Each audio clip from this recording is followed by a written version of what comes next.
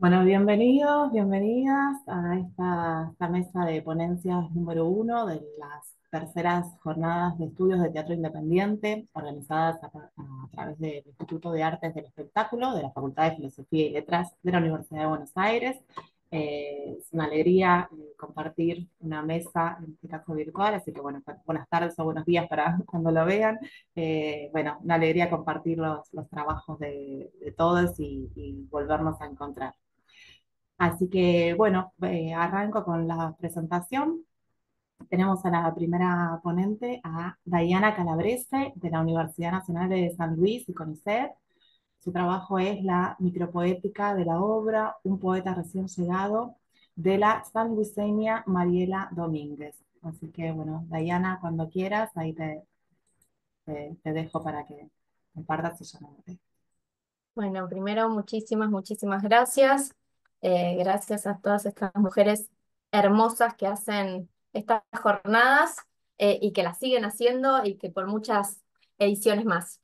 Así que bueno, voy a empezar en el trabajo de investigación que realizo sobre dramaturgias cuyanas escritas por mujeres en la postdictadura entre el 98 y 2020 para observar cómo representan la dictadura cívico-militar argentina del 76 al 83, de los trabajos teatrales de la memoria y la perspectiva de género.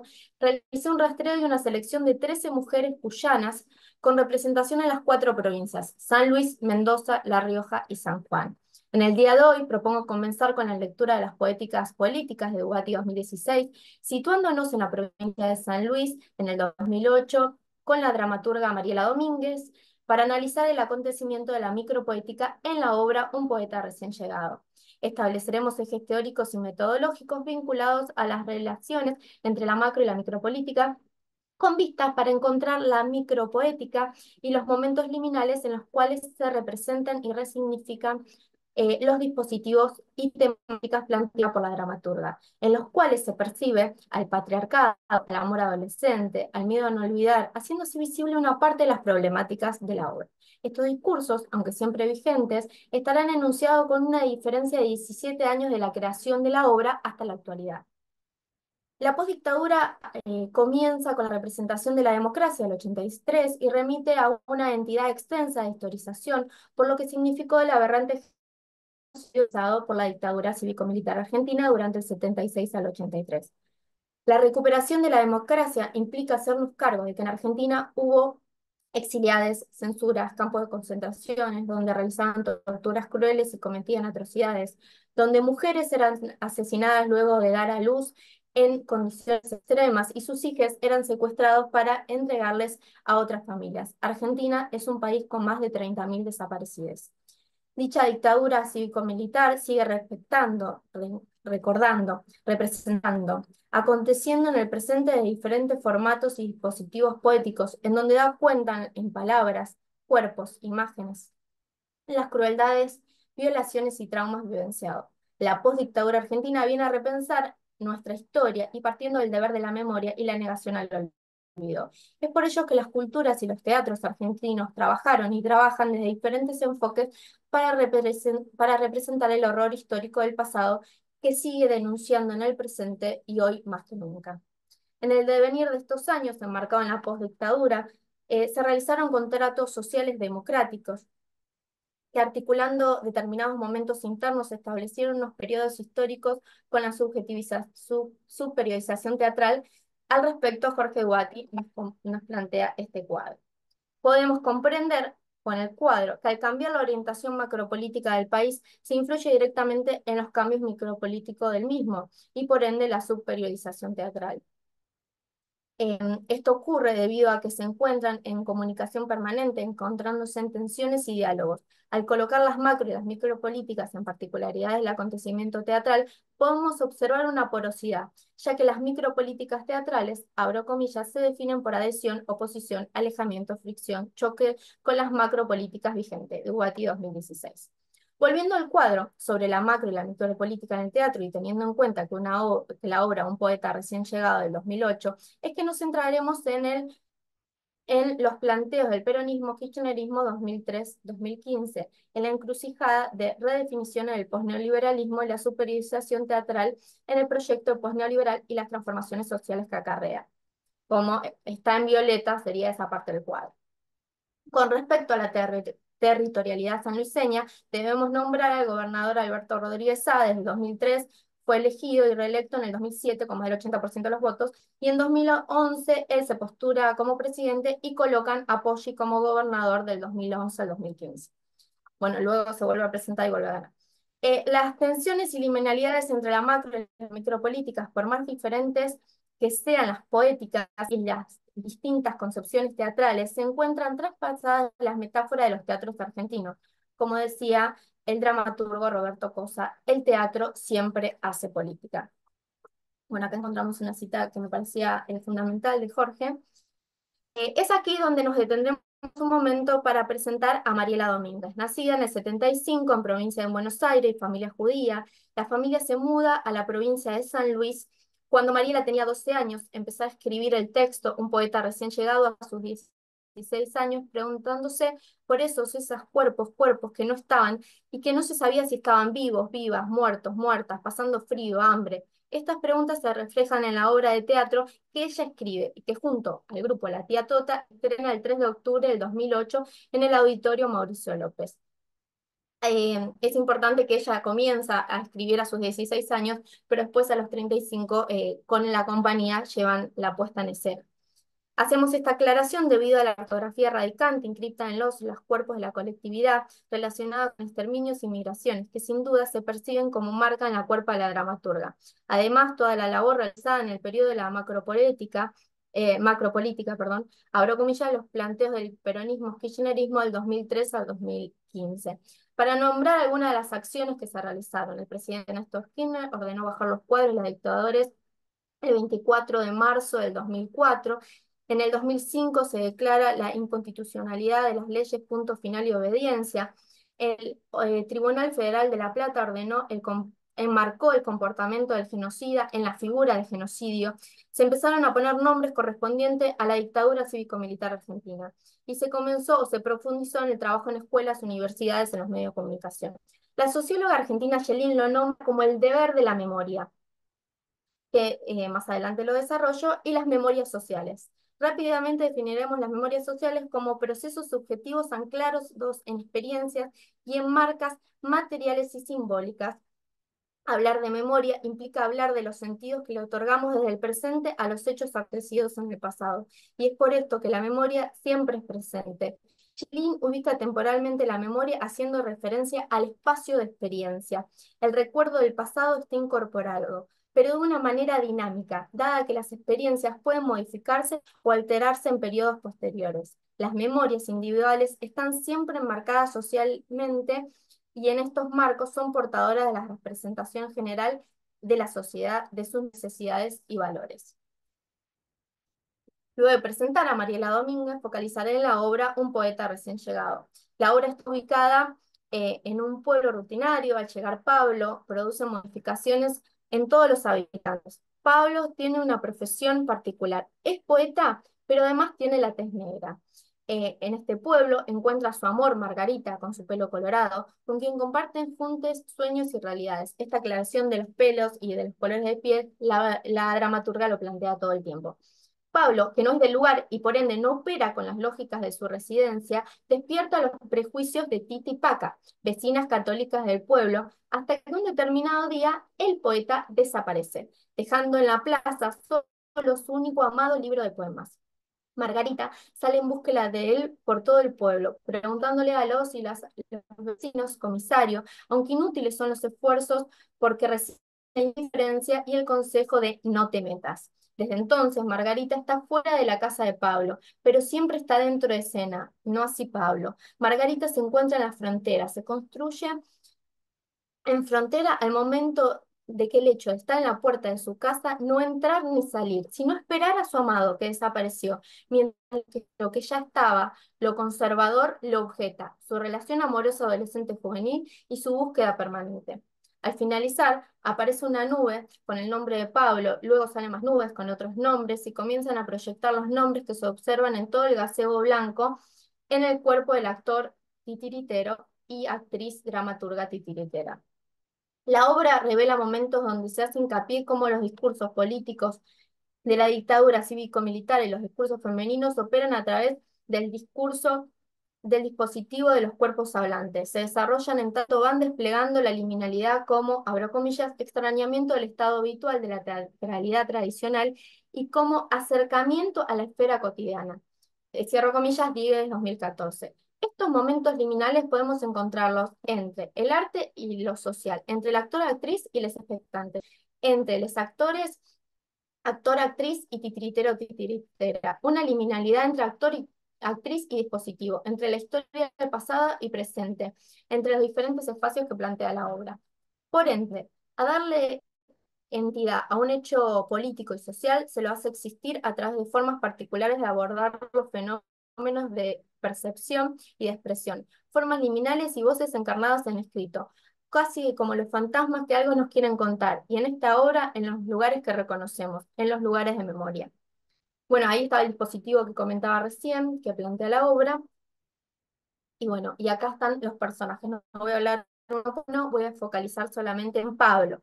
La dramaturga lo coloca como la figura del desaparecido, nos vuelve a ubicar en el territorio argentino en consecuencia por lo dicho por el mismísimo genocida Videla en una conferencia de prensa en diciembre del 78, cuando el periodista José Ignacio López le pregunta por los desaparecidos y Videla le contesta con total impunidad y masculinidad. Bueno, no lo voy a decir. Es interesante cómo Mariela plantea esta búsqueda de Margarita, llamado Pablo, proponiendo una secuencia de imágenes cinematográficas donde los espectadores sean cautivados desde el primer instante que vivencia la obra. El texto performativo tiene más valor e importancia que el propio texto oral. Solamente se escucha, no te metas. Por otro lado, la dramaturga vuelve a hacer referencia a los desaparecidos al final de la obra cuando aparecen los nombres que se proyecta y salen las diversas nubes. Además, se encuentra en el análisis el actor titiritero y la actriz dramaturga titiritera presentes, que aparte de manipular los objetos y títeres, realizan diversas acciones a partir de juegos de roles comunicándose por medio de gestos. Bien. Eh, Después hay una anécdota muy interesante que plantean cuando ellos llevan el espectáculo a Colombia y cómo se resignifica el desaparecido según la territorialidad, que es lo que cuento, pero bueno, vamos ya por tiempo.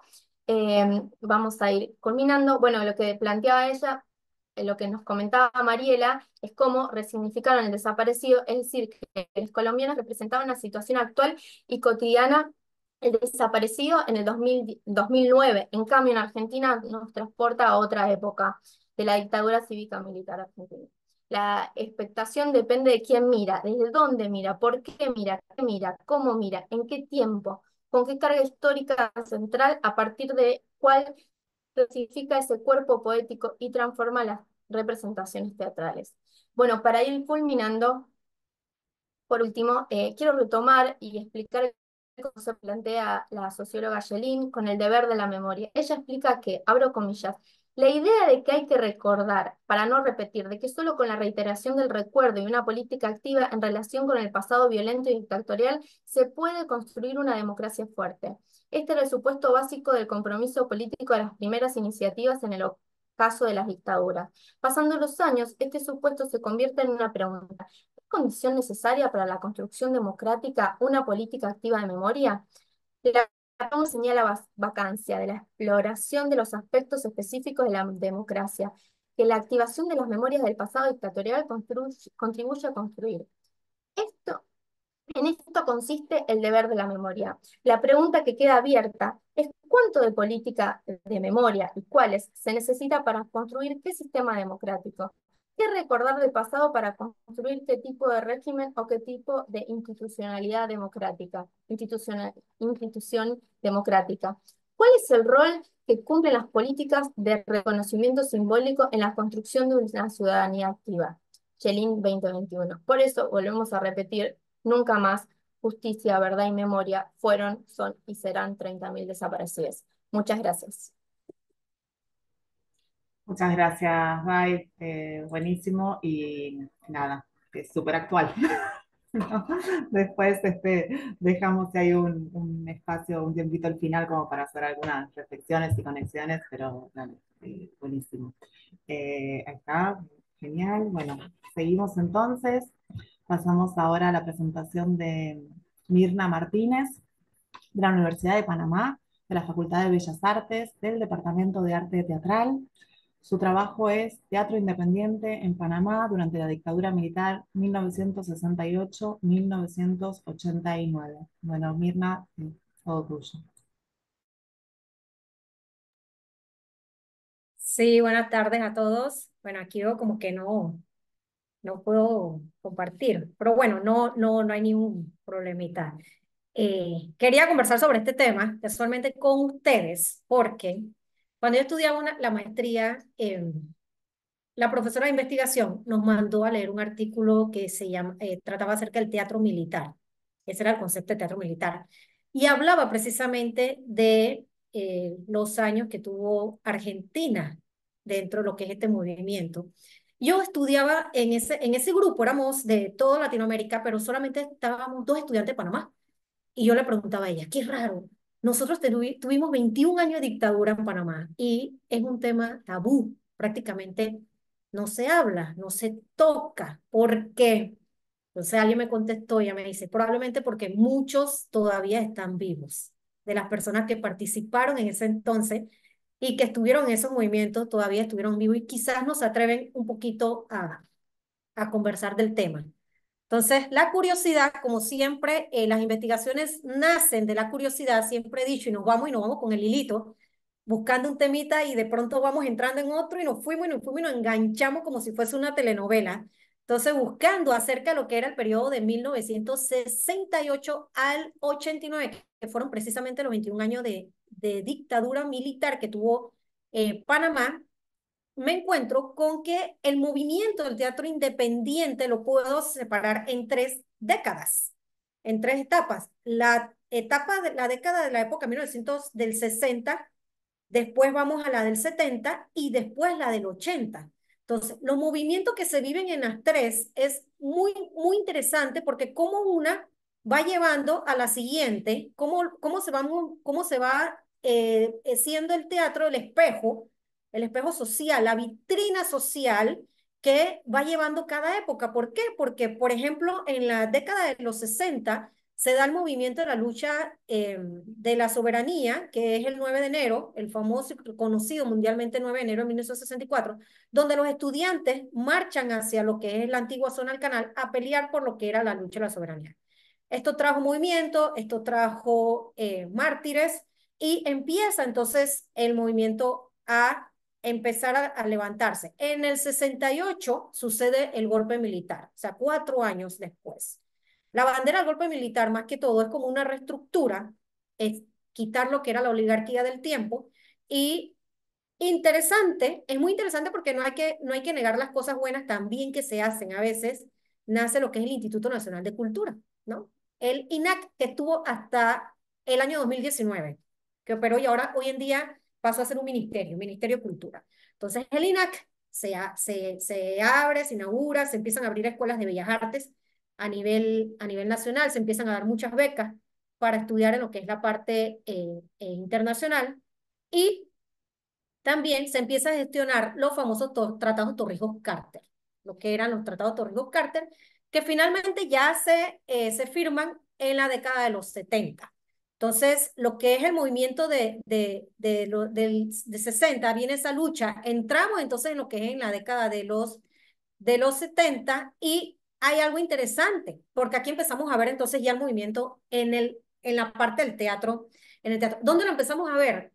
Curiosamente, en la parte del teatro universitario. El teatro universitario y el teatro de colegio. Y nos vamos atrás en que en la época de los 60 eran los estudiantes los que marcharon. Entonces vemos cómo ya estos jóvenes de los 60 ya pueden estar veinteañeros en la década de los 70 y ya están en lo que es en la parte de la universidad. Entonces, en la década de los 70 tenemos obras como Lobo Go Home, que es una obra que trata ataca más que todo lo que son los cambios que va viviendo el país en ese entonces. Y esta obra denuncia lo que está pasando en Panamá y su condena hacia la actitud de los Estados Unidos. ¿Por qué es interesante? Porque no todo el mundo estuvo de acuerdo con la firma de los tratados. Entonces aquí vemos cómo en el teatro se va metiendo esa lucha patriótica, por decirlo así. En el año 1976, Rogelio Sinam presenta entonces otra obra, ya estamos en la mitad, ya estamos en el 76, ya él viene y es precisamente la obra de Lobo Go Home, pero hay algo interesante, quienes han leído, por ejemplo, La cucarachita mandinga, de Rogelio Sinam, que es un cuento, es como quien dice la versión más adaptada hacia lo que es esta parte, pero sin contar protagonistas, sin mencionar nombres, porque ya estábamos en una era de dictadura, por decirlo así. En Panamá se va viendo el movimiento. En el año 78, ya en el año 78, Alfredo Arango y Edgar Sobrón Torchía ganan el premio literario, que es el máximo premio que nosotros tenemos, que es el Ricardo Miró, con su obra Pepita de Marañón. Esta obra es una comedia costumbrista panameña que regresa precisamente hacia los tiempos de 1970 y es la obra que marca, como quien dice, la sucesión de situaciones sociales, económicas y políticas que marcan la historia de Panamá. Entonces ahí ya vemos cómo Pepita Marañón es una obra que hasta el sol de hoy se sigue montando siempre y es muy importante porque las generaciones de ahora necesitan saber lo que sucedió para que no se pierda y la historia no se repita. Entonces, ahí vamos como Edwin Cedeño, por ejemplo, años después que vuelve y la montan, él dice que esta obra es la historia de una sátira en la sociedad panameña que ironiza las situaciones serias y las situaciones más graciosas de la panameñidad. Hay algo interesante con Pepita de Marañón porque se encarga de mostrar la diversidad de Panamá y tanto el carácter, lo que es solidario y lo que es de una forma divertida, por decirlo así. Por ejemplo, los problemas sociales del pueblo siempre se van a encontrar con una excusa perfecta para una fiesta, una parranda, una diversión. Se nos está acabando el mundo, pero vamos a divertirnos. Es una manera también como cultural jocosa, ¿no? Que se tiene. Ya, por ejemplo, otra obra muy interesante en la década de los 70 que podemos mencionar es Una bandera, del escritor Ernesto Neco Endara. Esta obra es protagonizada por estudiantes panameños. Esta obra narra lo que sucedió precisamente hacia lo que era la firma de los tratados y lo que sucedió con lo del 9 de enero. Una obra que se sigue llevando a escena hasta el sol de hoy y marca lo que son los sucesos y hechos de aquella época, sobre todo de los años 70, con lo de la firma de los tratados. En la década de los 80, Panamá sufre, como quien dice, un revés un poquito más hacia lo que era la dictadura. Se nota cómo no se puede mencionar nombres, cómo no se puede hablar, cómo hay que tratar con pinzas y con guantes de seda todo lo que se vaya a montar porque de pronto usted desaparece y nadie más lo vio. Es la situación que en realidad vive lo que es el país porque ya entramos fuerte, fuerte, fuerte en lo que se le llama como lo que era la dictadura militar. La lucha constante, las salidas a la calle, las luchas civilistas, las personas con las pancartas, con los pañuelos. Podríamos decir, a mí siempre me gusta hacer la cronología porque mis papás lo vivieron, mis papás vienen de la lucha de los 60, del 64 siendo jóvenes, entran en los 70 siendo jóvenes adultos, entran en los 80 ya en la época de sus 30 y algo trabajando, el país apretado económicamente, pero se sigue haciendo teatro, se sigue llevando teatro. Y es aquí donde el teatro independiente dice, tenemos que sobrevivir. Nadie nos apoya, nadie nos da plata, nadie nos ayuda y tenemos que sobrevivir. Entonces, a veces la necesidad nace la creatividad, ¿no? Entonces, ahí es donde surgen también, ¿no? Que son otro tipo de obras y otro tipo de movimientos nuevamente ligados a lo que era la parte de la universidad, de lo que era también lo que era el teatro universitario. Hay algo muy interesante que Daniel Domínguez, un crítico teatral muy reconocido en Panamá, cita en uno de sus artículos. Él dice, la década de los 80 en nuestro teatro comenzó precisamente en 1980 con la fiesta de cumpleaños de Harold Pinter, dirigida por Ricardo Gutiérrez y presentada por el grupo teatral La Mosca en la Universidad de Panamá. En la década de los 80 también podemos mencionar a Yar Babó, quien años después formó parte del grupo docente de la inaugurada Facultad de Bellas Artes en la década de los 90, ¿no? Sirvió en la facultad como profesor hasta que ya se retiró. En la década de los 80 también mencionamos La Madriguera de Jairo Aníbal Nino, la cual fue montada por John Ryan con la Junta Teatro Victoriano en el Colegio Primer Ciclo Panamá. Nuevamente estamos viendo un colegio. Nuevamente estamos viendo un colegio involucrado en lo que es en la parte del teatro independiente y ahí lo podemos analizar como un semillero, como que vamos viendo las semillitas que se va sembrando en lo que es en la parte del teatro. Y bueno, en la década de los 80 también se funda la Asociación Teatral Tablas, la cual fue una especie de cooperativa independiente de manos de Norman Douglas, quien toda la vida también se dedicó a lo que era contribuir con el teatro panameño. Entonces ahí vemos cómo el teatro independiente, cooperativa, grupos, cómo se van armando para ellos poder también lo que era subsistir. Norman Douglas en vida indicaba que esto se debía en parte a los intereses e ideologías de los diferentes directores o asociaciones teatrales. Finalizando ya con la década de los 80, Panamá, el 20 de diciembre de 1989, sufre lo que es la invasión de parte de Estados Unidos para derrotar al entonces dictador Manuel Antonio Noriega. Y es allí donde nuevamente el país hace, como quien dice, un revés y un cambio radical, el cual impactó también en el teatro independiente. El teatro a partir de 1990 es totalmente un concepto diferente. Nacen las salas alternativas y todo esto, pero ya esto es tema como para otra ponencia. En conclusión, Iliana Golcher, una escritora, docente, profesora, investigadora muy reconocida en Panamá, ella publica un artículo que habla acerca de la invasión y lo que era la literatura panameña. Ella dice, nosotros creemos que los escritores han hecho su aporte al tema de la invasión, han cumplido con su responsabilidad social y con su misión, contar su historia desde su perspectiva y su visión, independientemente de la ideología de cada uno. La literatura es una de las principales herramientas con la que cuenta un pueblo para conocer su historia, para recordarla y para reflexionar sobre los problemas y sus causas. La literatura es la memoria de un país.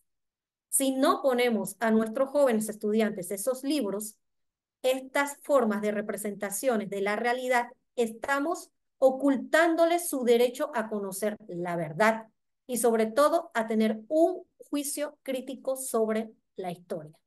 Esto es muy interesante y con esto voy cerrando lo que es mi presentación porque siento que en la parte docente, siendo yo quizás un intermedio, por decirlo así, porque no viví la época de los 60, era muy niña cuando la época de los 80, yo recuerdo la invasión teniendo 11 añitos, saquen cálculos matemáticos de mi edad, y viene la época de los 90, que fue mi adolescencia, mi juventud, vivo lo que es la época de la democracia. Sin embargo, estudié en el Instituto Nacional, que fue el colegio que realiza lo que es la marcha hacia del 9 de enero, y vengo de unos padres que me inculcaron esto, con unos profesores que también me inculcaron esto, con un gremio teatral que nunca lo olvida, y que a pesar de que están contaditos con una mano los dramaturgos, los escritores que se han dedicado a lo que es plasmar un poquito más todo lo que se vivió dentro de la dictadura militar de Panamá, considero que hay mucho todavía por investigar y hay mucho todavía por representar y la juventud de ahora necesita saberlo, sobre todo los que nacieron después de los 90, que ni siquiera han pasado, ni siquiera vivieron la época de la invasión. Es triste escuchar que jóvenes tú les preguntas quién fue Manuel Antonio Noriega y te dicen no sé, o qué fue lo que pasó durante la invasión y te dicen, no sé, no sé, no saben. Entonces, la historia si no se sigue transmitiendo, se repite en historial, en espiral, perdón, y para eso está el teatro. El teatro sigue siendo la vitrina y seguirá siendo la vitrina de la forma, de la manera como nosotros podemos hablar, podemos luchar, podemos pelear, muchas veces sin mencionar nombres. Como decía, en estas obras hay muchos que no se mencionan los nombres de los dictadores, pero ahí está plasmado en lo que es en la parte social del pueblo. Así que bueno, muchas gracias ante todo por prestarme la oportunidad de conversar con ustedes y me encanta porque siempre he dicho que en Latinoamérica todos tenemos estos países, nos une esto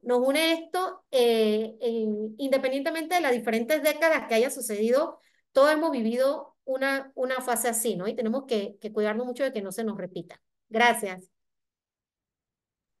Muchísimas gracias, Mirna. Súper interesante tu trabajo y también, ¿no? Al igual que Diana, tan actual, sobre todo para nosotros desde Argentina tremendamente actual. Bueno, después espero que al cierre podamos debatir un poquito o compartir, hacer un intercambio. Continúo con nuestro siguiente ponente, entonces, con Gustavo Radice, del Instituto de Historia de Arte Argentino y Latinoamericano de la Universidad Nacional de La Plata. Su trabajo es Imágenes Mentales en la obra de Omar Sánchez, Intertexto, Esperpento y El Retorno de lo Real. Así que ahí te voy a compartir, Bien, muchas gracias por la presentación. Eh, ya te comparto, para que puedas. sí, así. Ahí ya podés Bien, compartir. perfecto.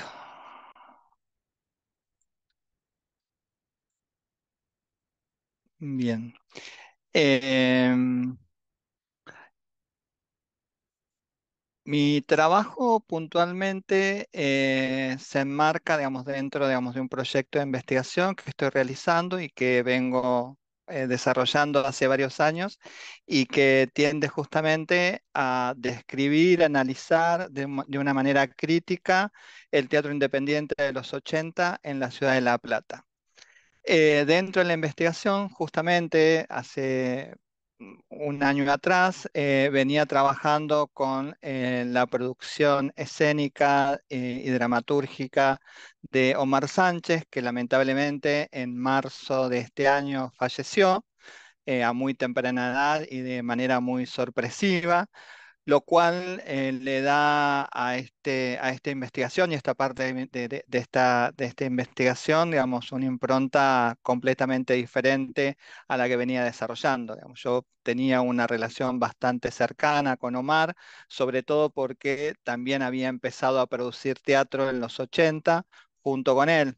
Si bien somos de generaciones diferentes, pero bastante cercanas, tuve la suerte, digamos, en ese periodo de los 80 de ver estas obras sobre las que estoy trabajando. Omar era oriundo de Tres Arroyos, su formación de base cuando llega a la ciudad de La Plata fue la arquitectura, lo cual también le dio a sus puestas una impronta bastante particular, en donde en ese periodo todavía no se le daba importancia a la espacialidad porque se estaba sistematizando toda la operatoria estética, tratando de despegarse un poco del periodo anterior, que era el periodo de la dictadura, y periodos anteriores, que era más característico del teatro de índole más moderna, más mimética.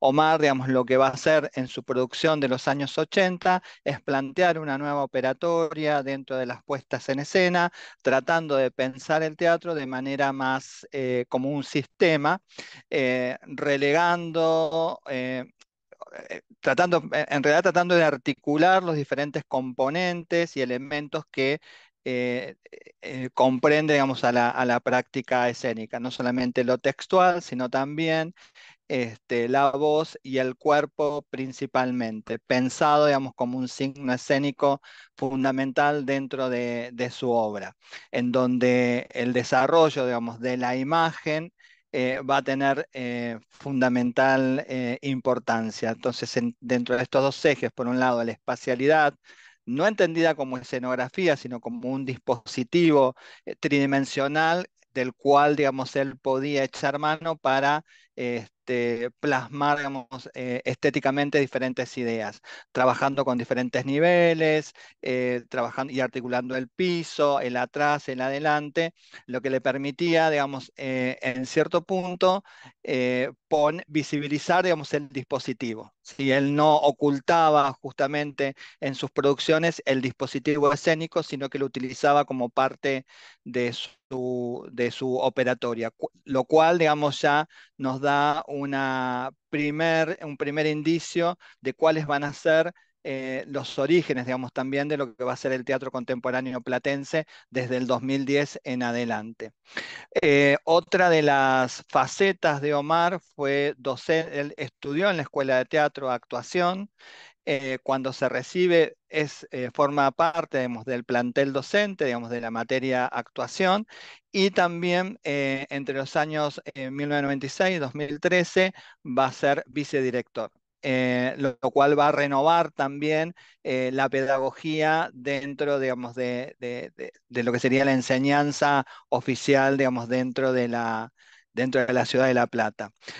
Paralelamente, él funda un espacio teatral que lo va a denominar La Rosa de Cobre, lo cual también lo vincula muy estrechamente en ese periodo con Roberto Art y va, digamos, a utilizar, digamos, también toda su poética dentro de las obras. Entonces se conjuga, por un lado, su formación en la escuela de teatro, dentro también de la literatura y por otro lado, dentro de las artes, dentro de las artes visuales. La Rosa de Cobre, al igual que en las finales de la década del 70, como el TIT, se van a posicionar como centros pedagógicos alternativos en la Escuela de Teatro de la provincia de Buenos Aires, fundada, digamos, a finales de la década del 50 y que, en cierto modo, marca los principios y procesos principales de una actuación, digamos, de carácter mimética. Tanto el TIT en la década del 70, dirigido por Carlos Lagos, como La Rosa de Cobre en los 80, se posicionan como lugares alternativos en donde va a surgir una palabra muy particular que es la experimentación, que caracteriza, digamos, como operatoria a todo el teatro independiente platense hasta la actualidad. Digamos. Esa operatoria, digamos, va a ir tomando diferentes conceptos a lo largo, digamos, de todas estas décadas, pero sí es un principio fundamental que caracteriza, digamos, al teatro independiente. Yo lo sitúo a Omar Sánchez, digamos, en este periodo de la postdictadura, en una primera etapa que va del 1983 y 1990, tomando en cierto modo lo que planteaba Diana, que me parece que es muy interesante, digamos, también la periodización que ella hace. En esto, comparándolo, digamos, de provincia a provincia, lo que ella denomina esa primavera alfonsinista. Em, es en este periodo en donde Omar va a plantear, digamos, los primeros procedimientos que van justamente a alejar al teatro platense de las estructuras modernas de periodos anteriores. Principalmente él va a trabajar con la intertextualidad, digamos, un concepto que tomo de Gerard Genet, en donde principalmente se va a tomar como operaciones la cita, la reescritura y la alusión. Principalmente, me parece que lo que Omar logra en este periodo es sistematizar la idea de reescritura, ¿no? Que es algo muy propio también del teatro independiente de la década del 80, que al no poder pagar los derechos de autor de muchas obras, lo que se pensaba siempre era la idea de adaptación, que hoy en día, digamos, es muy claro, digamos, que esa adaptación de textos originales se lo puede entender como reescritura, porque ahí en esa operación hay una pérdida, digamos, de ciertos componentes originales. Por eso también Omar se posiciona como una idea, digamos, tanto metatextual, digamos, de estos, desde el punto de vista de la dramaturgia, porque hay una visión crítica sobre los textos originales. Yo hice una pequeña periodización que abarca, digamos, su producción en los años 80, que del 81, digamos, es un texto que él escribe dentro de la escuela de teatro, y después, bueno, las dos obras más importantes de este periodo son Las desventuras del doctor Tadeo y Tragedia de una familia huaranga. Tanto Las paredes como Pasaron los cómicos son producciones que él realiza dentro de la escuela de teatro y Fuente Ovejuna, 1476, es la primera obra unipersonal protagonizada por una mujer, Noroneto, en el Teatro Independiente Platense, que funciona en diálogo con otra obra que era también unipersonal, ¿no? Eh, Les quería mostrar, digamos, dos imágenes de las paredes, ¿sí? Como para ver, digamos, cómo empieza a aparecer en su obra temprana, digamos, una resignificación del grotesco que él va a denominar esperpento. Él llamaba a sus criaturas escénicas esperpentos. Entonces, hay algo ahí de la resignificación de esa idea del grotesco en tanto visión crítica de ese género que él lo denomina y que lo denominaba hasta sus últimos días como esperpento, y también sus actores y actrices también cuando hablan de sus personajes, hablan de esperpentos, no hablan de personajes. Hay algo ahí, no solamente, digamos, de una técnica de actuación puntual, sino de una posición frente a la corporalidad. Eh, Muy deudora también del periodo anterior de la dictadura, que aquello que no se podía decir con palabras, se decía con el cuerpo, que eso también es una característica muy particular, digamos, del teatro platense, la posición que va a tomar el cuerpo y la corporalidad en esos periodos. En el 85, Sánchez forma, digamos, un grupo teatral que se va a llamar Mala Junta, con el cual escribe y dirige Las desventuras del doctor Tadeo, que el argumento gira al director de un neuropsiquiátrico desquiciado y con una galería de personajes que van de entre lo marginal, lo vulgar, ¿sí? Esta es una imagen, una foto de la puesta en ese periodo, ¿sí?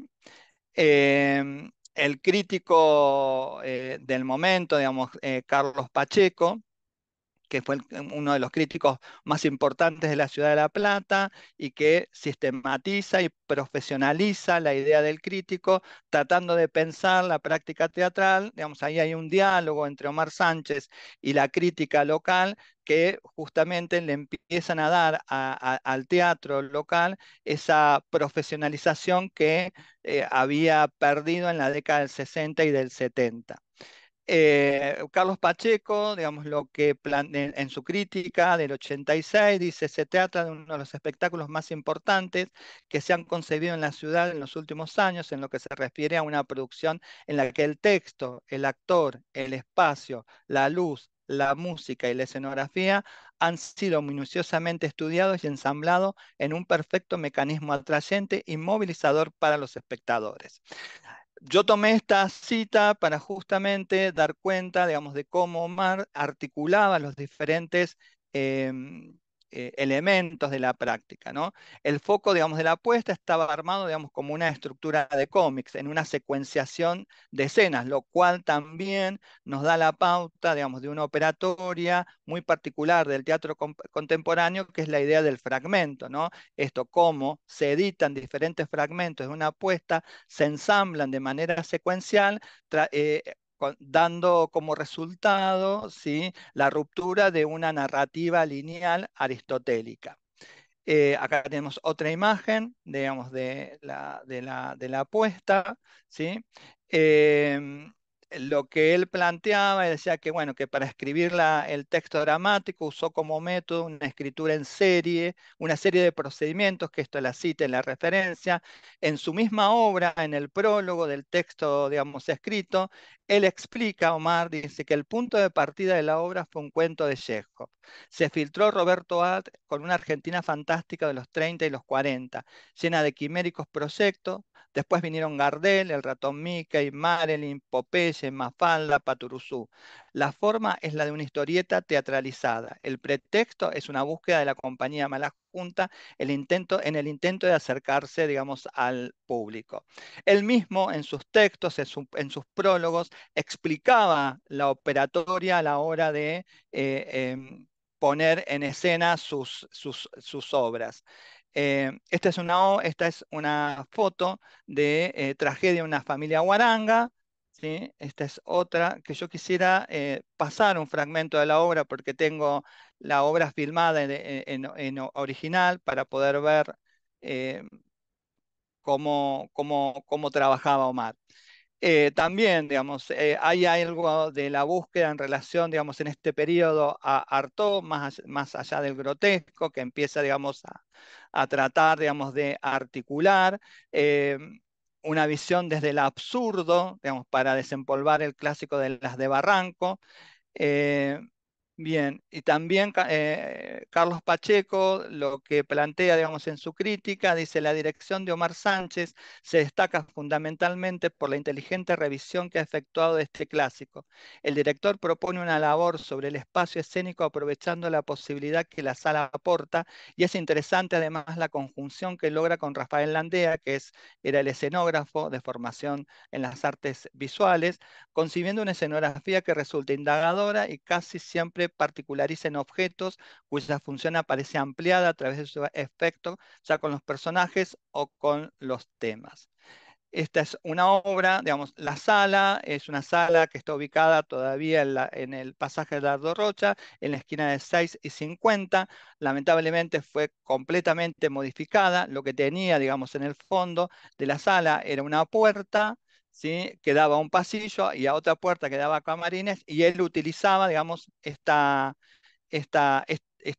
misma configuración del espacio para poder generar, digamos, el efecto. Voy a leer la última diapositiva y voy a pasar un fragmento de la obra, que es lo que me interesa, para poder ver justamente cómo una obra estrenada en el 88 tiene procedimientos estéticos que son el germen del teatro contemporáneo. Digamos, yo denomino teatro contemporáneo al periodo que va desde el 2010 en adelante.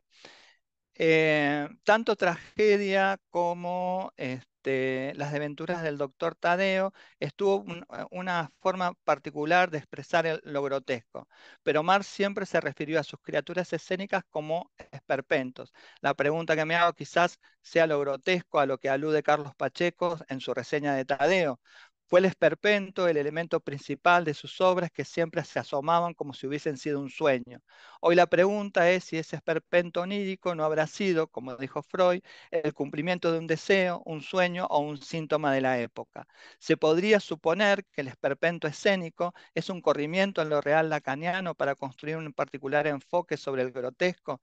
El esperpento le facilitó a Omar Sánchez el camino para romper con la idea de lo mimético aristotélico, muy propio, digamos, de los periodos anteriores y característico de un teatro muy particular, pero nunca alejarlo de lo verosímil. Esa tensión entre lo onírico, pero que terminaba siendo verosímil y que uno podía reconocerse, digamos, en estos esperpentos. La pregunta final es si es el esperpento, un equiparable al siniestro freudiano, también puede ser verosímil. Eh, Rápidamente, si me dejan, voy a poner un fragmento, digamos, del comienzo de la obra para ver justamente lo que históricamente hasta hoy se conoce como la escena del par 1000. Sí, esta es una filmación en VHS que pude digitalizar, que la familia me cedió, de una de las funciones de los 80.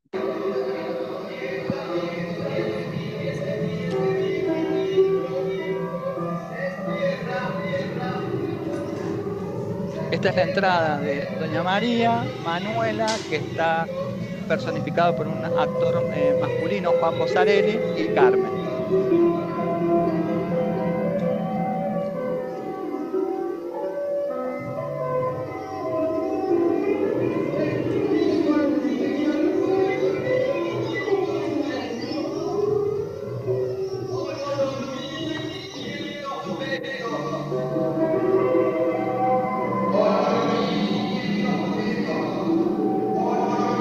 En una grabación de fondo se va escuchando, digamos, el remate que van haciendo de todas las posesiones de la familia, de las de Barranco, ¿no? Para hablar esto del despojamiento, que por otro lado Omar lo relaciona con la crisis del gobierno de Alfonsín en sus últimos años, ¿no? Y esta posición, digamos, de la clase media frente a esa crisis. Voy a adelantar un poco.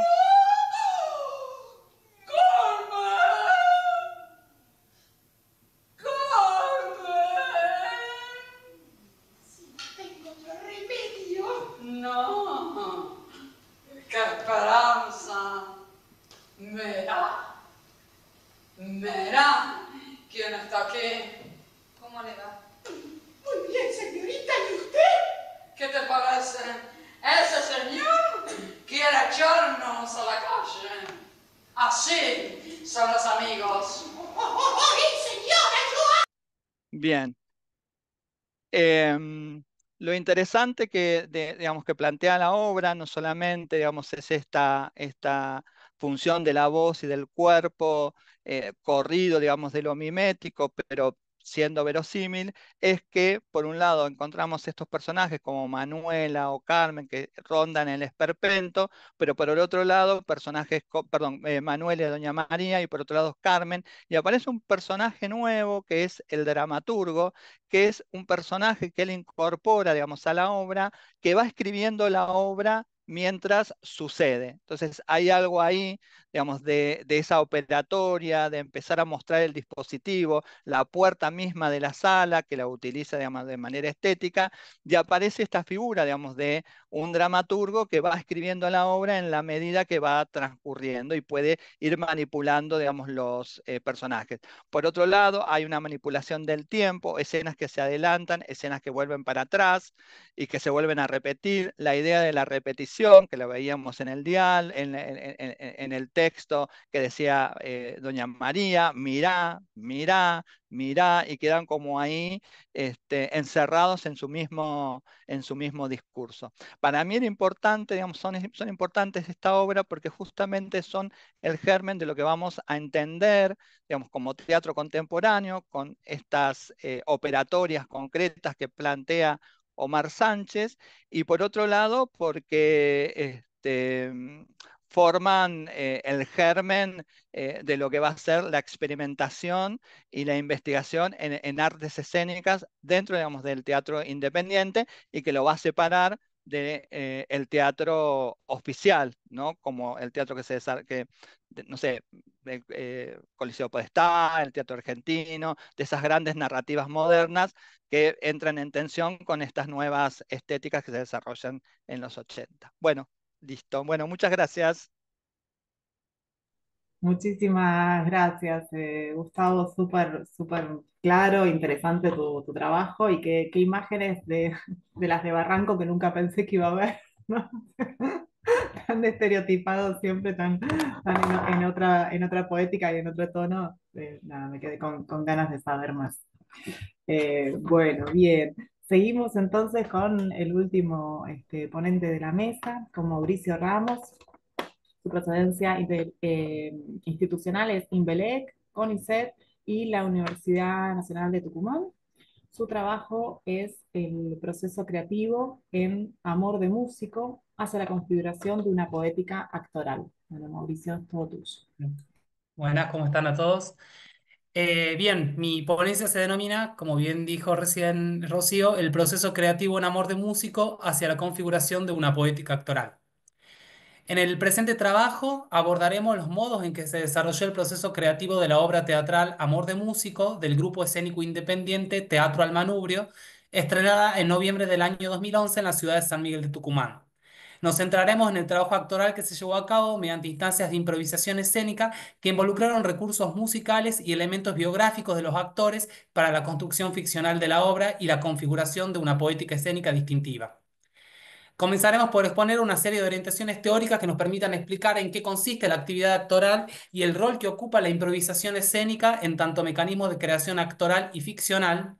Luego describiremos brevemente las características del espectáculo seleccionado y analizaremos las estrategias escénicas utilizadas allí para la consolidación de una poética actoral específica a partir de dos variables que atraviesan la construcción ficcional de la obra. Nos referimos aquí al uso de recursos musicales y autobiográficos puestos al servicio de la producción artística. Para este abordaje formamos un archivo ad hoc integrado por entrevista semiabierta al director y a los actores del espectáculo, el registro audiovisual y material fotográfico de la puesta, el texto de la obra escrito a posteriori de su presentación, publicaciones periodísticas sobre el espectáculo y nuestros registros observacionales en calidad de espectador de la obra en 3 ocasiones diferentes. Respecto a las orientaciones teóricas, la actuación en tanto práctica artística escénica ha sido relegada dentro de la historia del teatro a una perspectiva que subordina la tarea del actor o actriz a las prescripciones contenidas en el texto dramático o a los lineamientos de la dirección teatral. La investigadora Karina Mauro sostiene que en la tradición teatral de Occidente ha prevalecido una dimensión transitiva de la representación que procura supeditar el trabajo actoral al sentido discursivo formulado por la trama de la obra, establecida previamente y por fuera de la práctica escénica. Es decir, que la acción actoral consistiría en sustituir la acción del personaje, que es una construcción discursiva creada por el dramaturgo, a la vez que la acción narrada o trama de la obra se ubicaría por encima de la tarea actoral. Sin embargo, Mauro plantea que la acción actoral reviste en sí carácter de acontecimiento. Debido a su cualidad de acción realizada, la actuación se presenta en su condición inmanente, en tanto es inherente a sí misma, y en su condición indeterminada, por cuanto se produce en el aquí y ahora de su ejecución. De este modo, la acción actoral como acontecimiento no puede ser invisibilizada por completo en la acción narrativa y la práctica actoral emerge como un elemento disruptivo que no se encuentra sometido del todo a los mandatos de la trama. Es entonces el cuerpo del actor o actriz el que, por la singularidad de su presencia y vitalidad, configura aquel elemento disruptivo que no se atiene de forma acabada al imperio de los discursos externos a la escena. Este enfoque sobre la actuación puede inscribirse en los lineamientos de la filosofía del teatro de Jorge Dubati, quien define al arte teatral como acontecimiento singular que, por su medio expresivo, funda una zona de experiencias materiales y de subjetividades dinámicas conformadas al mismo tiempo por componentes semióticos y por factores indecibles. La experiencia instala una zona de inefabilidad dentro de la escena que, por su condición efímera e irrecuperable, trasciende los alcances de los discursos externos a la misma, ya sean textos dramáticos, metodologías de trabajo, directivas y propuestas pedagógicas. Entonces, lo que ocurre en la escena no puede ser aprehendido en su totalidad por el lenguaje. Para Dubati, el medio expresivo por el que acontece el teatro es el conjunto de acciones físicas y físico-verbales del cuerpo del actor-actriz ante otro que observa o expecta. Es así que ubica el trabajo actoral en el centro de la práctica escénica en tanto se encarga de la producción de entes poéticos, poiesis, a través de las acciones corporales del actor o actriz. Cito, el teatro es acontecimiento corporal empírico en acto. Fin de cita.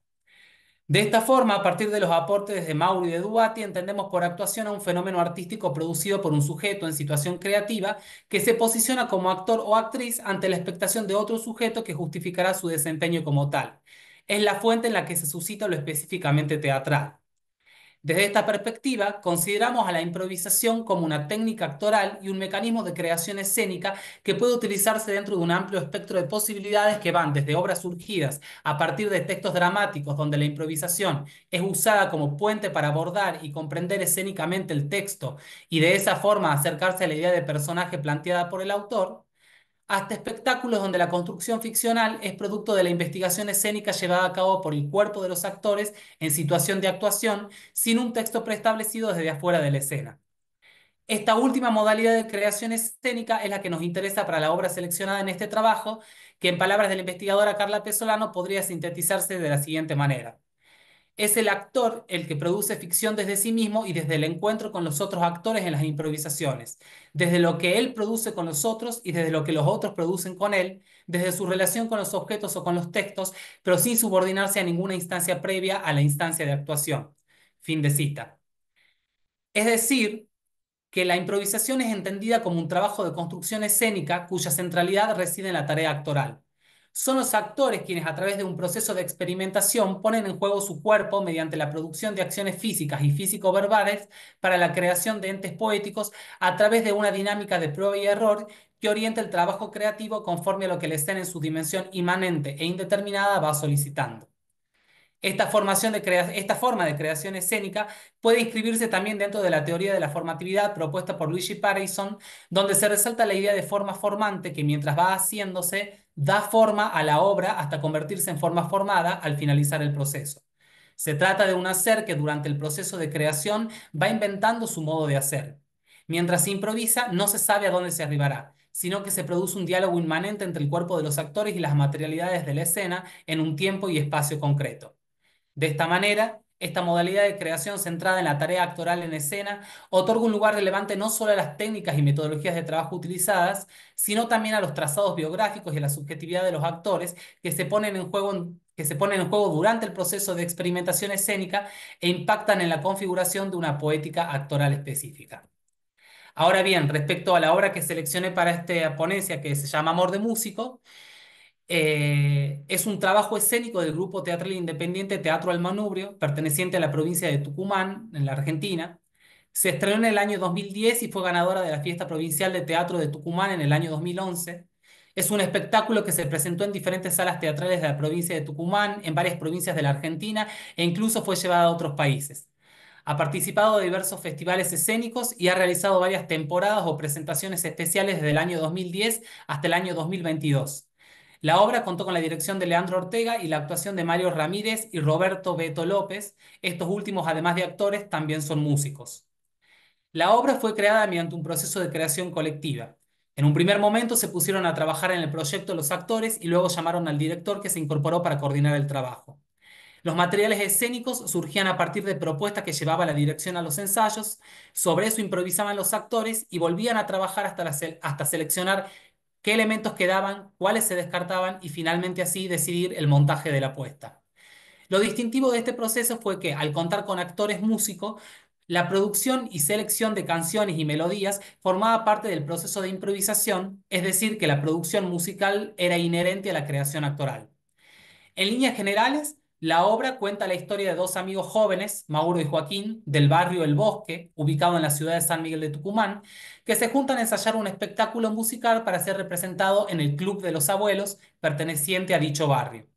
En el marco de esos ensayos suceden una serie de situaciones organizadas en escenas que abordan los problemas, aspiraciones y fantasías de dos jóvenes atravesados por la cotidianidad del vínculo entre dos amigos a través de un universo donde se rememora recuerdos de su infancia y su barrio, se narran historias de amor y se sueña con un modesto futuro como músicos.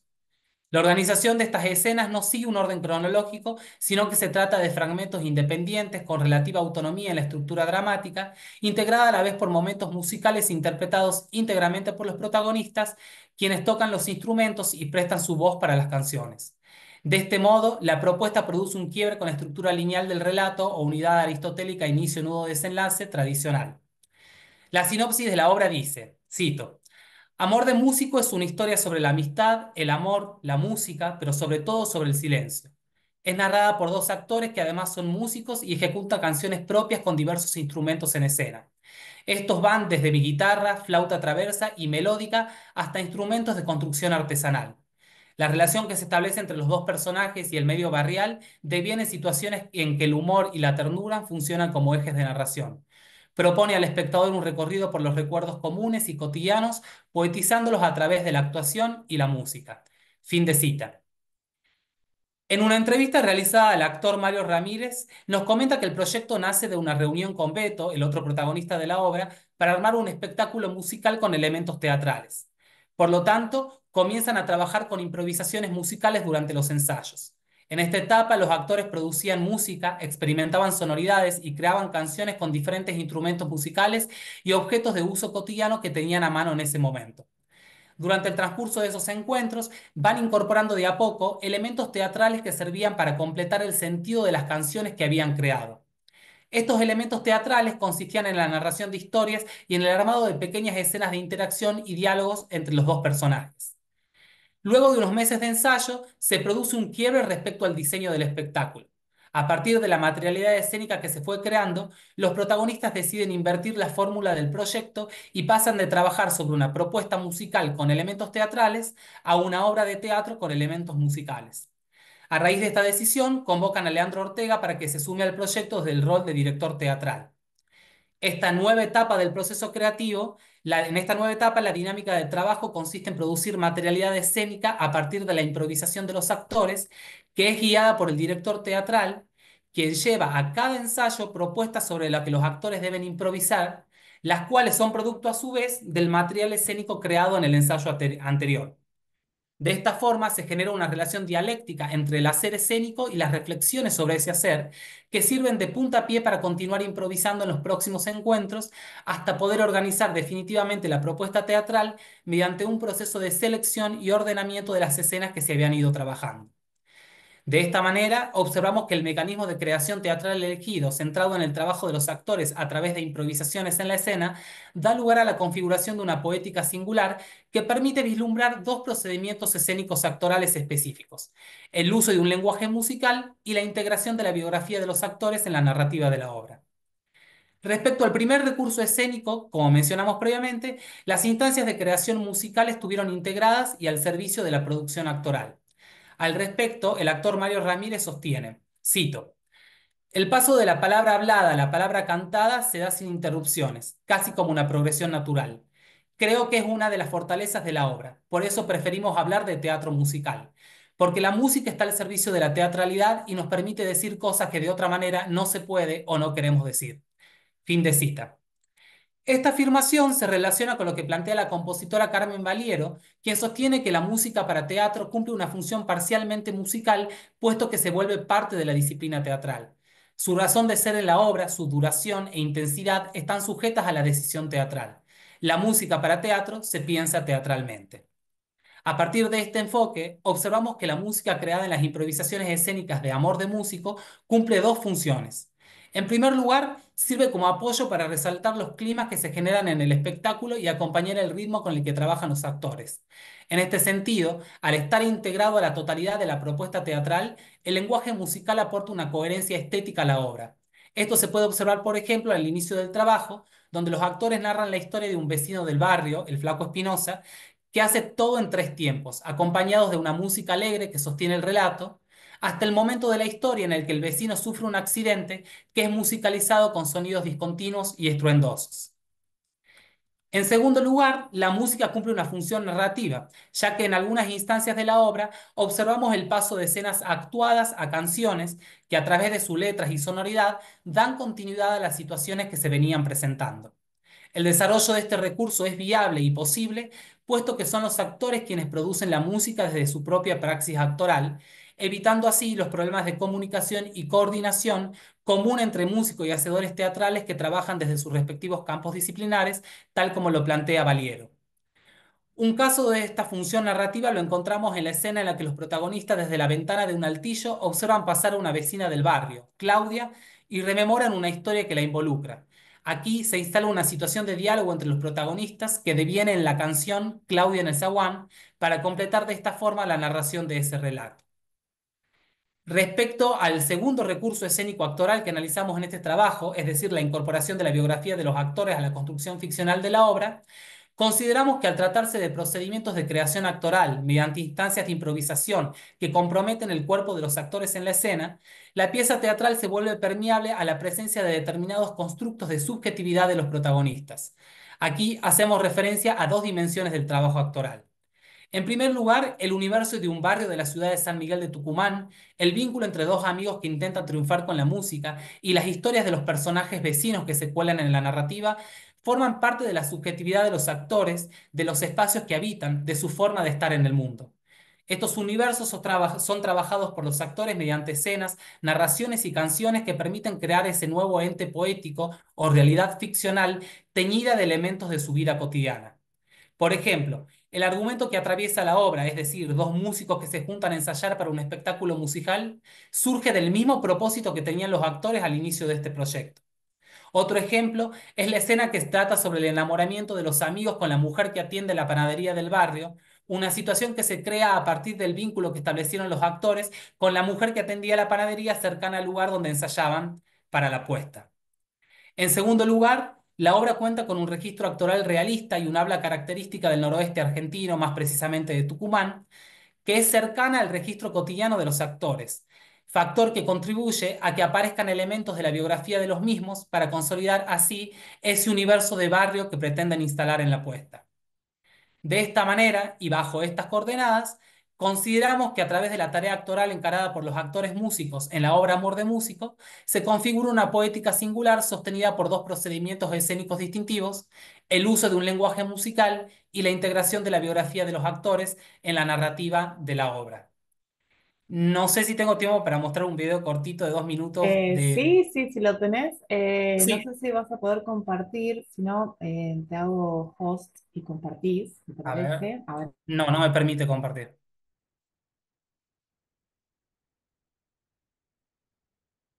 probá ahí. Bien, ahí me fijo.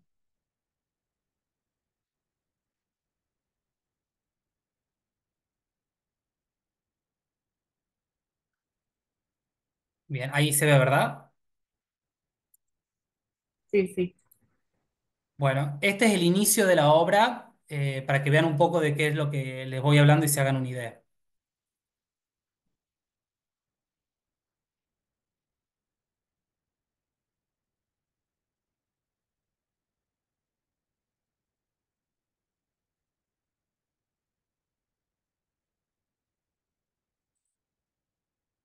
Bienvenidos. Bienvenidos al Club de Abuelos de Barrio Bosque. Recibimos por ahí de balsecito. Que cortesía de Flaco Muñoz.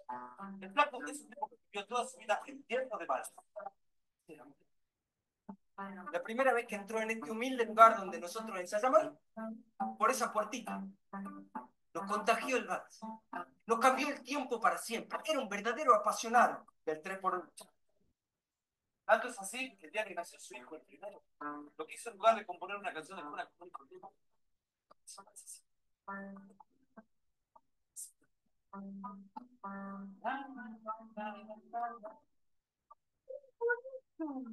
Se levantaba a la mañana tres tiempos. 1, 2, 3, 1, 2. Desayunaba tres tiempos. 1, 2, 3. Se cepillaba los dientes en tres tiempos. Se peinaba en tres tiempos. 2, 3, 2, 3. Iba a la parada del colectivo en tres tiempos. 1, 2, 3, 2, 3. Levantaba la mano para tomar el colectivo. 1, 2, 3. Pagaba. Luego, ¿con cuánto? Miraba a las chicas por la ventanilla. 6 chicas, 9 chicas. Hasta que una mala mañana, en su caminata habitual al trabajo, un tropezón le cambió el compás.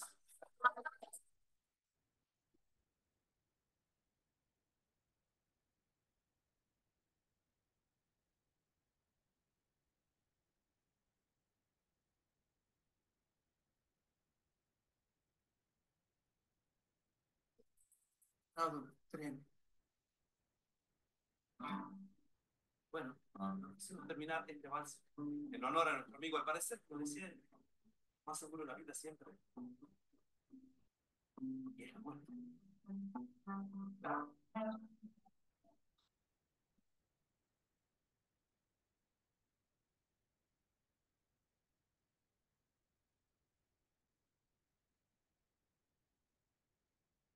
Bien. Dejo de compartir. Ahí estamos, con eso terminaría yo mi ponencia. Buenísimo, muchísimas gracias Mauricio. Muy interesante también tu trabajo, otra poética completamente distinta. Bueno, y ahora nos quedan unos minutos, si quieren, para hacer algún intercambio. La verdad que yo estuve como marcando algunos puntos de cruce, ¿no? De los trabajos de cada uno. Por supuesto, el teatro independiente como lugar de lucha, ¿no? Y en paralelo como lugar de posibilidad de experimentación, ¿no? Me parece que esos son como los dos grandes motores del teatro independiente, ¿no? De su conexión y su potencial de lucha en relación a la realidad, el contexto en el que se inserta y su gran poder de experimentación y también revisión de esa realidad, ¿no? A través nada, un poco lo que contaba Gustavo con el esperpento, ¿no? Y proponer nuevas imágenes y proponer todo el tiempo nuevas representaciones. Y atravesando un poquito ahí algo que cruza un poco los trabajos, que es esa capacidad, ¿no? Del teatro y el teatro independiente como lugar más propicio de, ¿no? Mostrar lo no visible, mostrar, decir lo no dicho, ¿no? Y de jugar con esas cuestiones. Así que bueno, lo abro para ustedes si quieren no sé, compartir algo de los trabajos que estuvimos escuchando. Sí, yo quisiera hacerle una pregunta a Mirna y otra a Dayan. Bueno, una a cada uno tengo.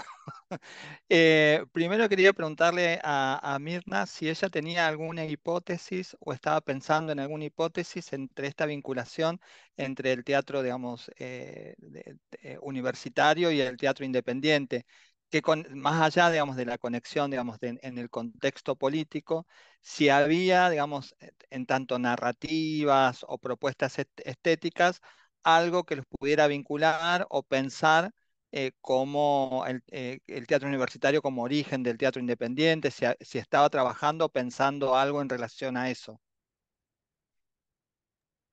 Aquí hay algo interesante porque, por ejemplo, de lo que yo he investigado de la década de los 60, del 60, 70 y 80, en ese entonces se daban los movimientos como grupos independientes de estudiantes o de teatristas, por decirlo así, pero hay algo interesante, que la Facultad de Bellas Artes no existía, porque la Facultad de Bellas Artes nace ya en la década de los 90, en 1993, es donde ya se forma la carrera en Panamá. sea que es donde nace lo que es ya la carrera a nivel profesional de la licenciatura en Bellas Artes con especialización en arte teatral, que es la que nosotros tenemos hoy en día y donde impartimos clase hoy en día. Entonces, es muy interesante ver los perfiles de estas personas, dónde habían estudiado, qué habían estudiado, quiénes los habían formado, entonces para llevarlos precisamente a la creación a futuro de lo que fue la facultad, porque varios de los que mencioné, como por ejemplo Norman Douglas y Jar Babu, fueron después profesores. Edgar Sobrón Torchía fueron después profesores en la Facultad de Bellas Artes. Edwin Cedeño sigue siendo profesor en la Facultad de Bellas Artes. Entonces ahí es donde podemos ver estos movimientos a nivel de estudios y de preparación, no tanto en Panamá, no tanto en Panamá, sino fuera del país. Por ejemplo, Torchia estudió en Cuba, Norman Douglas era centroamericano también, era de El Salvador, si no me falla la memoria. Entonces ahí vemos, Edwin Diseño estudió en Estados Unidos lo que era su maestría. Entonces ahí vemos cómo van aportando. Y Daniel Gomenate, que también es otro dramaturgo muy reconocido, obtuvo la licenciatura en Costa Rica.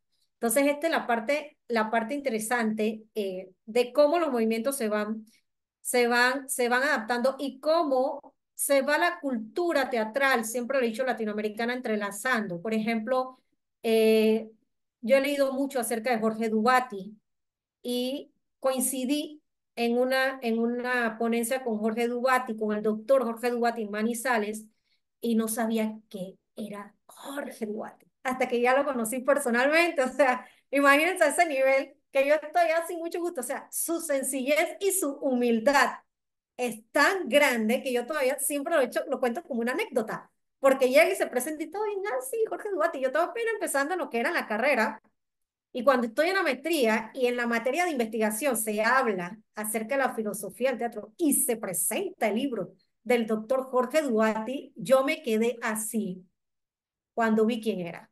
Y dije, ¡ah! El señor que conocí en Manizales, wow, o sea, imagínense cómo va entonces. De ahí empecé a leer, empecé a estudiar, empecé a adentrarme un poquito más a leer. Es más, de hecho, estoy ahorita en un seminario que él imparte con Natasha Cross. Y entonces voy, cómo uno va y cómo uno va entrelazando las cositas y cómo yo voy viendo el movimiento de ustedes en Argentina, los movimientos en otros países y digo, Panamá, si nosotros también tuvimos. Entonces, probablemente a futuro puedan decir, ah, mira, que la profesora Mirna hablaba mucho del teatro en Panamá durante el movimiento, pero es que anteriormente había asistido a seminarios o había leído seminarios de Jorge Duarte, por ejemplo, ¿no? Entonces, no sé si me voy un poquito por allí, por lo que es esa línea de cómo el teatro a nivel de lo que es Latinoamérica se va entrelazando y lleva lo que son las raíces en Panamá y entra en el teatro universitario, que es donde estamos ahorita que es mucho más comercial, sí, porque como mencionaba, creo que era Mauricio, lo del tema, y mencionamos el teatro musical que se da mucho hoy en día, y es a nivel comercial el que más se está dando, se sigue presentando estas obras como Pepita de Marañón, como Una Bandera, se siguen presentando. Quizás no en el marco comercial como quisiéramos de una obra de magnitud grande, pero no han muerto, no han muerto en esa parte del teatro. Así que no sé si ahí respondo tu pregunta, Gustavo. Sí, sí, sí. No sé si puedo seguir preguntando. Sí, sí, No sé si alguien tenemos quiere preguntar. unos minutos, si alguien más como y si no, preguntarle a Dayana Dale. qué quería, si continuamos un poco más. Bien, no, a Dayana le quería preguntar, porque me parecía muy interesante la periodización que hizo para presentar su trabajo, dividida, digamos, en esas dos columnas en donde había, digamos, en una hechos eh, históricos, políticos a nivel nacional. Y quería saber si ella había pensado, digamos, en esa relación entre la periodización del teatro de la provincia y esos hechos, si a nivel provincial habían ocurrido algunos otros hechos puntuales que pudieran marcar un poco también y delimitar, digamos, esa periodización, o solo se había, digamos, te habías ceñido, digamos, a esos cambios políticos a nivel nacional. Sí, exacto. Sí, sí, lo trabajo, pero me pareció que era muy, quise decir como muchas cosas, entonces dije, bueno, por eso nombré nada más que estaba el gobernador, que estaba en el momento, ¿no? Y hay todo un trabajo hecho de investigación, que lo estoy haciendo, no es que está todo terminadito, con respecto a qué fue, o sea, cómo esto que estaba sucediendo a nivel nacional, cómo influía o no influía a nivel provincial, ¿no? Justamente, bueno, creo que muchos conocemos los Rodríguez A, que son dos hermanos que se pasaron al poder durante muchos años. Lo que sucede acá, cuando ingresa Poggi, que él se presenta como presidente, al mandato siguiente, en el 2015, Poggi intenta presentarse en contra de Alberto Rodríguez A, pero bueno, ahí hay una maniobra política, baja Poggi, se presenta otra persona, gana Alberto, y ahora en estas elecciones sí gana Poggi con el PRO, eh, que realmente es la primera vez desde que tenemos democracia hasta esto que no ganan los Rodríguez A. Entonces, realmente, y está habiendo todo un cambio muy fuerte en este momento también en la provincia, y con respecto a esa superiorización que, mejor dicho, a los grandes momentos, después que sería la macropolítica, la micropolítica en San Luis y después la superiorización teatral, hay todo un caminito trabajado justamente de cómo afectó o no a las diferentes dramaturgas, porque no solamente en San Luis, también está La Rioja, San Juan y Mendoza, que vendría a ser es mi trabajo que estoy realizando la tesis, ¿no? Yo ya que está, quería consultarte paso, con respecto al teatro contemporáneo, que vos lo planteás desde el 2010 en adelante. ¿Qué momentos o qué obras o desde dónde, porque me súper interesó, dije, para seguir investigándolo, lo planteas del teatro contemporáneo? Eh, Primero, lo marco como con ciertas operatorias que ya se instalan y se sistematizan, ¿no? Como esto de pensar, digamos, cómo surge, digamos, el teatro más performático y se sistematiza, instala, digamos, dentro de la ciudad de La Plata. Si bien, digamos, ya Omar Sánchez planteaba, por eso hice todo ese recorrido, ¿no? Planteaba esas operatorias, digamos, que no surgen de la nada y que se sistematizan en el 10, principalmente lo tomo como un camino en el cual empieza Omar Sánchez, después en los 90 Beatriz Catani, Laura Valencia, son como las figuras más Kiko García, son las figuras como más paradigmáticas que van a instalar. El tema que yo lo marco como en el 10, simplemente porque ahí es donde se sistematiza y se instala esta visión nueva, digamos, del teatro más performático, que no estaba tan presente, digamos, en los 80 y en los 90, digamos, en relación, digamos, a la recepción, a la cantidad de público, digamos, que asistía a las obras. Más que nada es eso, digamos, si bien hay un recorrido, digamos, en los 80 y los 90 con determinados directores y figuras que eran estas las que te nombraba, en el 2010, a partir, por ejemplo, de la aparición de Carolina Don Antoni, de Blas Arreceigor, de Diego Biancotto, de Nelson Malach, son como las figuras principales que logran sistematizar, digamos, una operatoria que aparecía como muy fugazmente en los diferentes momentos. Qué sé yo, Beatriz Catani con esta idea, digamos, de incluir lo real dentro del teatro con cuerpos abanderados. Empiezan a aparecer, digamos, lo interdisciplinar, digamos, de Laura Valencia, conjugando danza, teatro y artes visuales. Con su formación, está formada en la Facultad de Artes y es escenógrafa, ¿no? Y también bailarina, ¿no? Digamos, hay como diferentes figuras que empiezan como a incluir ciertos elementos que a la hora, digamos, a partir del 2010, logran sistematizar, digamos, estos directores, que decía Blas Arreceigor, Nelson Malach, Carolina Don Antoni, Diego Biancotto, que son como los principales. Y después tenés otras, la narrativa más tradicional, más aristotélica, a cargo, digamos, de Diego de Miguel, Roxana Aramburú. Digamos, hay también a partir del 2010 un surgimiento que se podría denominar como la nueva dramaturgia platense, ¿no?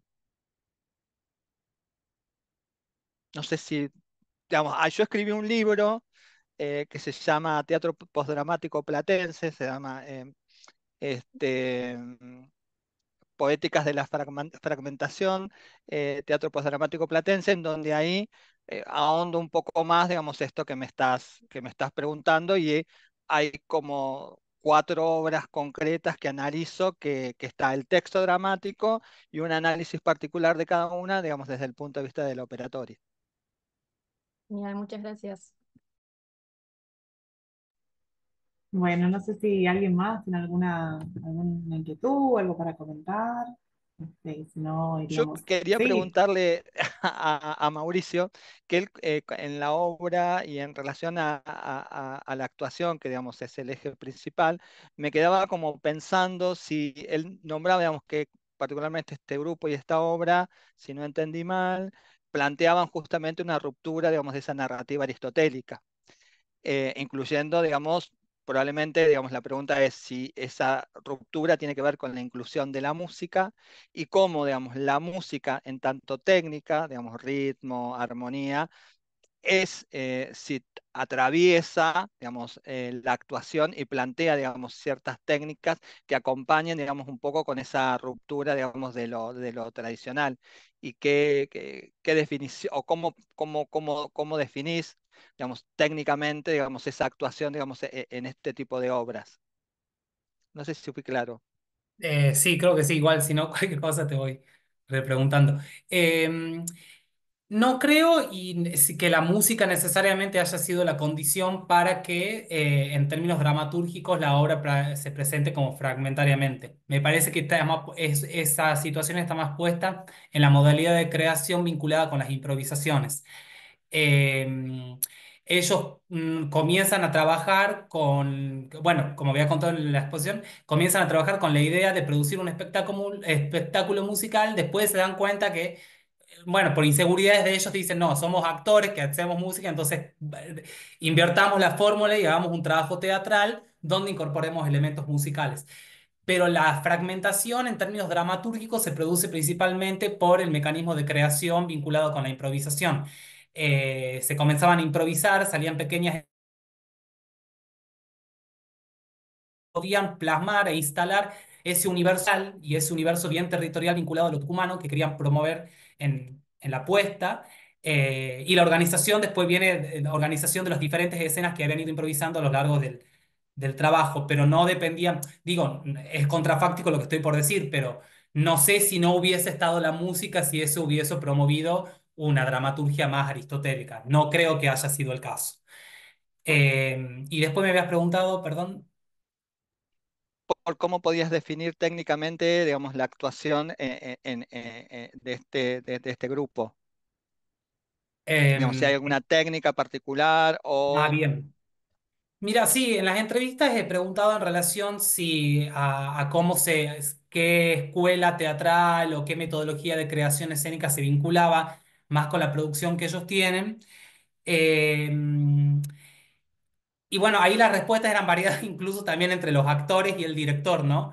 Esto está muy vinculado también, yo lo hago esto dentro del marco de la tesis doctoral que estoy trabajando, que es para pensar las prácticas de actuación en el teatro independiente contemporáneo de Tucumán, de San Miguel de Tucumán precisamente. Están atravesados por la formación en la universidad, que es una formación, si se quiere, como mucho más rigurosa en términos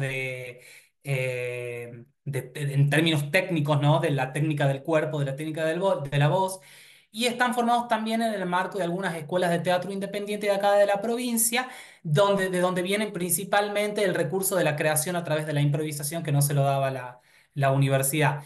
Y te podría decir que toman elementos de estas diferentes corrientes. Pueden tomar algunos elementos de lo que sería la antropología teatral barriana, pueden tomar algunos elementos de algunas propuestas de acá de Tucumán que estás más cercana a esa idea del teatro de estados que se plantea con Pavlovsky y Barthes en Buenos Aires. Pero hay como una mezcla de diferentes recursos y diferentes procedimientos de creación escénica que se ponen en juego.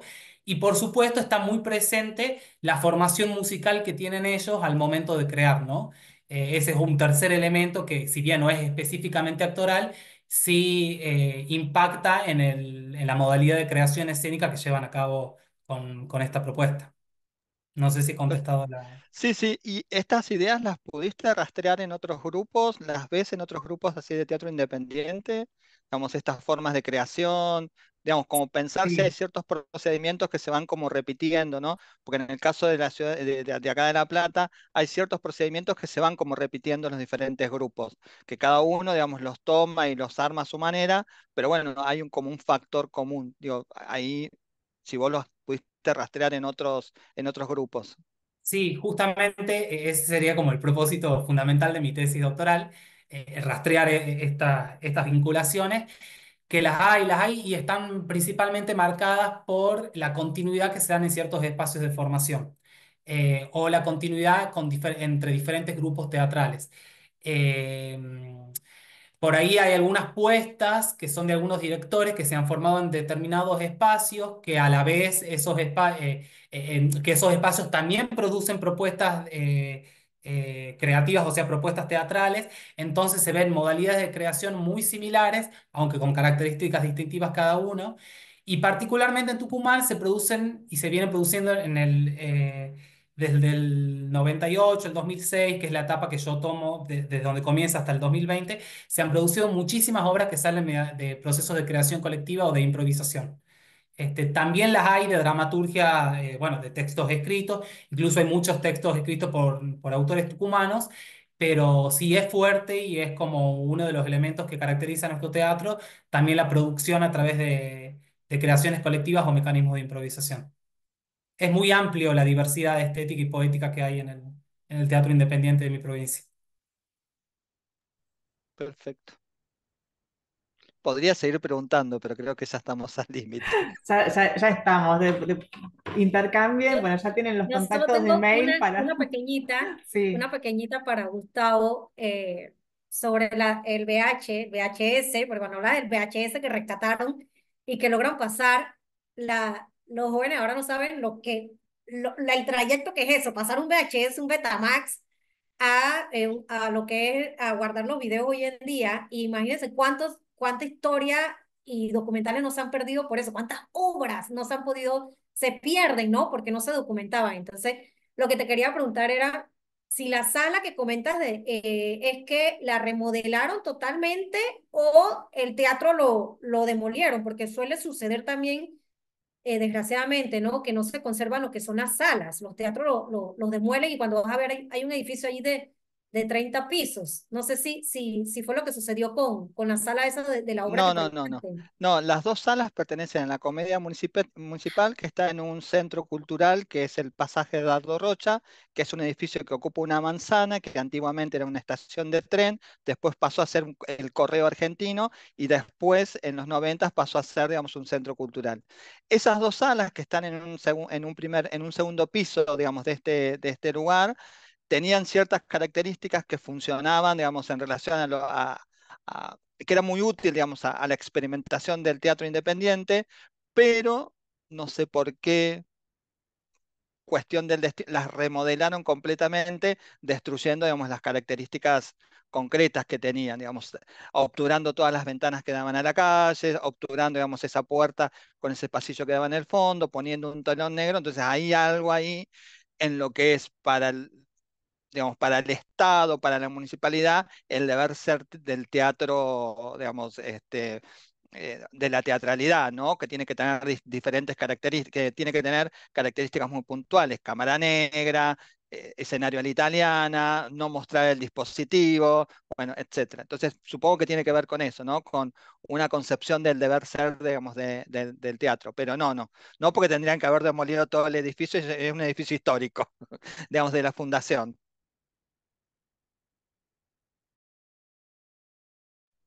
Ah, ok, ok, esa era mi curiosidad de saber, pero sí, interesante, gracias. Bueno, ahora sí, ya vamos a llegar a la hora de despedirnos. Bueno, agradecerles por participar de las jornadas, por tener tan linda mesa de ponencias desde diferentes puntos geográficos, que está buenísimo escucharnos siempre. Así que, bueno, sigan compartiendo, ¿no? Estas terceras jornadas de estudios de teatro independiente, síganos acompañando, quienes pueden de manera virtual, quienes pueden acercarse al Instituto de Artes de Espectáculo, allí los estaremos esperando. Así que, bueno, muchísimas gracias a todos por participar y seguimos en contacto. Un abrazo. Bueno, muchas gracias.